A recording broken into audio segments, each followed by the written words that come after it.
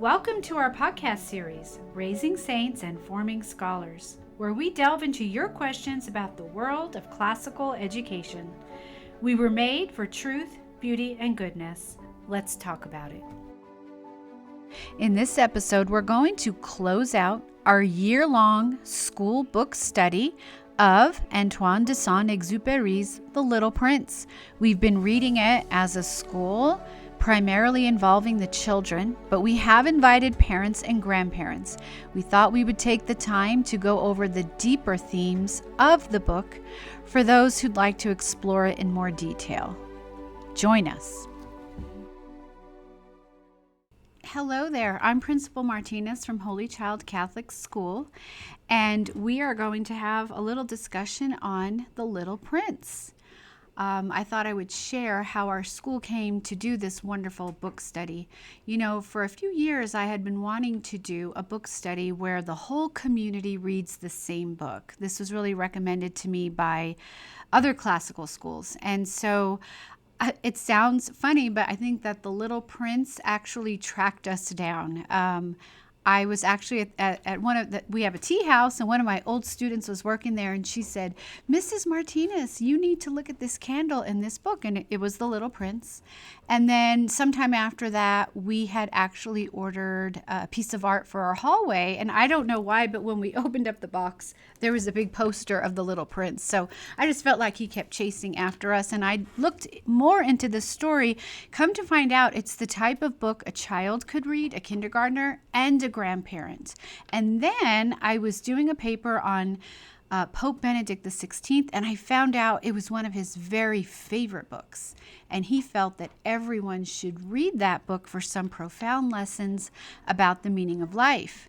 And so what we ended up doing was I had teachers record the different chapters, and we sent the recordings to the families so that the kids could hear it in a different way. And we did little activities, and we had a prize box. And while I think our participation was a small number of our community, I think it was still delightful. And I did hear from several students and parents that the book meant so much to them. While I did focus on teaching the children, I did promise I would go into more depth to give the adults some things to chew on about the meaning of this wonderful tale. So, without further ado, let's look a little closer at Antoine de Saint-Exupéry and his book, The Little Prince. Just to tell you a little bit about the author, he was French. He wrote this book in French, Le Petit Prince, in 1943, and there are a lot of similarities between him and the narrator because the author himself was a pilot. His inspiration for the book's events came actually from his own crash landing in 1935 in the Sahara Desert. So he, had a lot of experience in this area. And I think this author had probably what we would call a tragic life because eventually, while he had involvement in World War II, different things going on in France, different things going on in the United States, he ultimately did disappear. We don't really know what happened to him, probably a plane crash. So I think that makes it a little more meaningful, I think, when we look at the events of the story. While it is a beautiful story and it is something wonderful for children, I think there are some life lessons in there that are also for adults. So I thought I'd begin with a quote from Anthony Esselin. He's one of my favorite Catholic authors, and I think he says something very important about how we look at life in the scientific age, which is one of the central themes of the book. He says, "In the West, we have fallen into the lazy habit of reducing things to such component parts as we can see and manipulate. We say that the star is, quote, just a cloud of hydrogen fusing into helium and giving off intense energy, end quote. It does injustice to the splendor of the star's being." And I open with that quote because The Little Prince is ultimately the story about the meaning of the stars. What does it mean to look at the stars, which is a very important theme in all of the great books. We could go all the way back to Plato's Republic and the vision of the pilot looking at the stars. We see that in Virgil's Aeneid. We see it in Dante. The image of the stars is very important in all of great literature. I'd like to bring up another quote. This is from Dr. Andrew Seeley, formerly from the University of Dallas. And this is what he says about the great books. He says, the spirit of literature is unifying. It joins the candle and the star. And by the magic of an image, it shows that the beauty of the greater is in the less. And not content with the disclosure of beauty and the bringing together of all things whatever within its focus, it enforces a moral wisdom by the tracing everywhere of cause and effect. And this is a quote we could keep pondering, but I think it ties in nicely with the story of the Little Prince. Now, I mentioned to you Pope Benedict. I was surprised to find out that in his book called Behold the Pierced One, he talks about how to approach the liturgy. And this is why I thought this book was perfect for a Catholic school. The Pope says we can only approach going to the holy sacrifice of the Mass by, and I'm quoting, a meditative abiding in which the heart begins to see. I'm going to repeat that. A meditative abiding in which the heart begins to see. When I say abide, of course, we're going to think of John 15, abide in my love. But the Pope used the language of the Little Prince. He talks about the heart beginning to see, because in the Little Prince, we know you only see properly with your heart. And so the Pope says, the Little Prince is a symbol for that childlikeness which we must regain if we are to find our way back out of the clever foolishness of the adult world. Now, I heard some comments, some people this year, they didn't like how the book seemed to pit adults against children.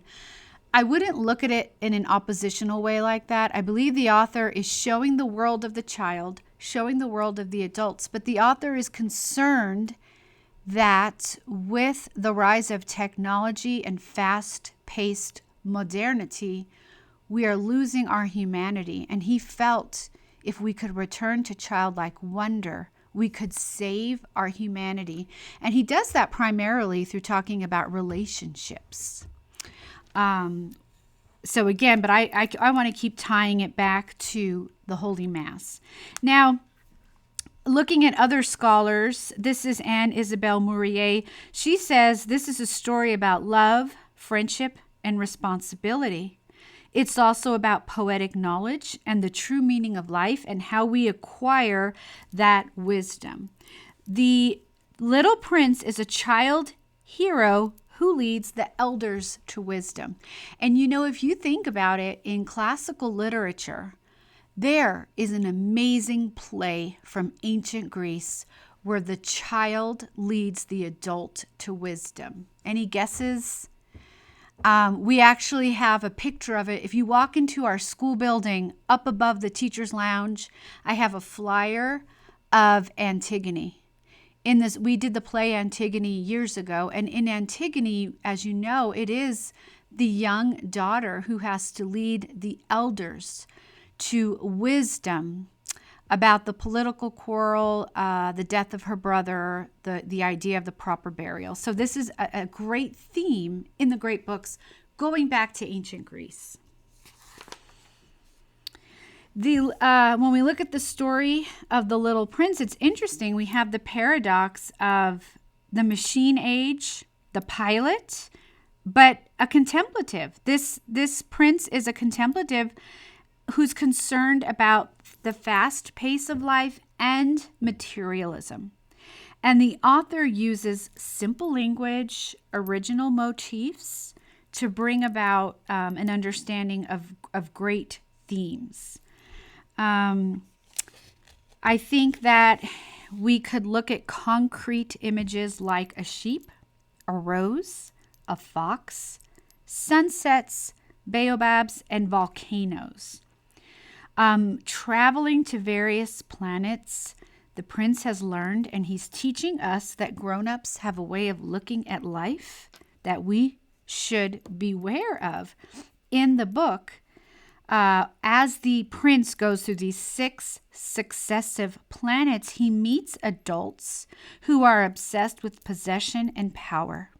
Their souls are held captive. They lack feelings and they are empty. Think about it. The narrator's drawing of a boa and an elephant as seen from the outside and then from the inside, remember that? And the uncomprehending reaction of the adults that he's showed his masterpieces to illustrates this gap between adult and children. And I don't think the gap is unbridgeable if we read it together with a Catholic lens and we think about that meditative abiding at the Holy Mass, because the Mass transcends time. So I think we can fill in that gap if we look to the principles of our faith and childlike wonder. Also, the fox is very important. He explains the meaning of a new word for the little prince. Now, a lot of translators fight over how to translate this word. I think in our version, we read that the fox tamed the prince. In French, it's apprivoiser, and it's not a great word to translate. A better translation would be to establish ties. So it's not so much that he tamed him, as that it is that he taught him what it means to have ties with another human being, how to have a relationship. And you can see how Antoine de Saint-Exupéry, how he was a prophet who saw that people are struggling to have relationships. Think about it. He's writing this in the middle of World War II. Think about what's happened since World War II, since we found out about the full extent of the Holocaust, the nuclear bomb, things that have happened. Look how hard it is since the COVID shutdown to retain relationships.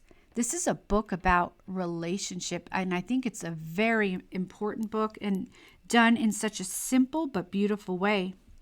The fox is ready to see. He's ready to see what he has to learn.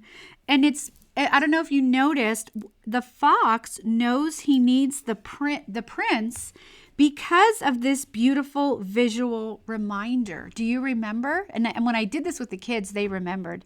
The prince has golden hair, and so does the fields. And in the book, the fields, it's kind of like the adults think, oh, that's useless. It's just a field. But for the fox, he says the color of those fields, that is the color of the hair of the little prince, and therefore my life has meaning. This is so profound, and I really tried to teach the kids, are there symbols in their life they could gather in their own hearts that would give their own life meaning? The prince has the color of gold on his hair. So this is golden. The prince and the fox, of course, tame, to lack of a better word, each other, because it takes two to establish ties. And so in learning about friendship from the fox, guess what? The prince can now understand his complicated relationship with the rose, right? The rose is the most intriguing and bewildering character in all of the story. And it was amazing to hear the kids talk about the rose. I even had the kids write their own version of what the rose would say. And it was amazing how well they understood her, because, you know, the rose is a vain character. She's difficult. And the prince falls in love with her and then leaves. He doesn't know what to do with her. But he finally realizes that he does love the rose. And I don't know if you remember, he has to get over the fact that there's 1,000 other roses. That was shocking for him. He thought he loved the only rose in the world. Then he sees all these other roses and he's like, oh dear, that she wasn't so special after all. But then he will come back and realize how special she was. And then finally, and I told the kids, this is the R word, he will have to take responsibility for her. What a deep lesson is there. He will have to take responsibility for the rose.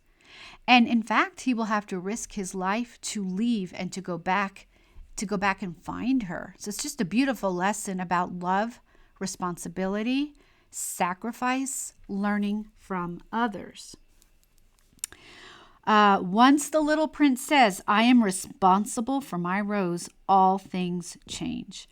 And I read one scholar who said, this line in the book shows us that the author realized the commandment to love our neighbor is the foundation of Western civilization. This is why I think reading the great books could save our country, whether you are Christian or not. Because if we just talk about the value of loving our neighbor in this type of way, and we start with young children, it could really, I believe, heal some of the divisions that we're experiencing. So this book shows us how humans find and create meaning. And believe me, the author was worried we were losing humanity. He was very worried about the fast pace of modern life. Do you remember in the story, the businessman? He's in a rush. He doesn't have time for relationships. He has business to do.